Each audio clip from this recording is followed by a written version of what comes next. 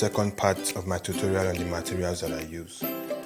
I use a tissue paper to blend over large areas compared to what I use my blending stumps for.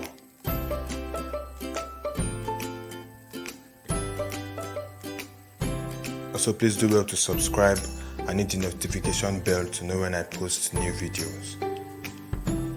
I use a kneaded eraser to just pick up charcoal deposits on my paper. And then I use a mono zero eraser for more precise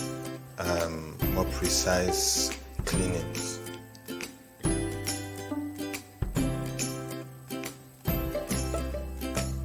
I'm sure you know what a craft knife is used for. I talked about this earlier. I use a sandpaper to sharpen the tip of my pencils. And one of the good things about this is that when you use a sandpaper, you get some charcoal powder. I also use compressed charcoal to go over large areas when I want to darken very large areas.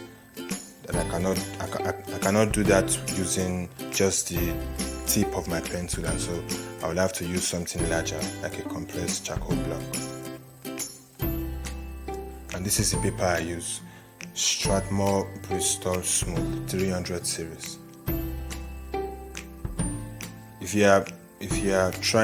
you want to achieve realism and you are looking at getting very smooth tones, like when you want to shade over the skin, then you're looking at getting very smooth skin tones, then you will need to get a kind of paper that is very smooth, such as this Strathmore Bristol Smooth.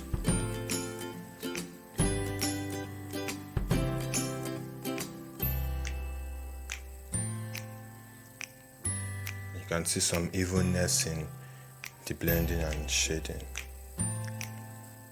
So if you are looking at getting very smooth transitions, then you will be looking at getting a smooth surface such as this. Thanks for watching. See you in the next video.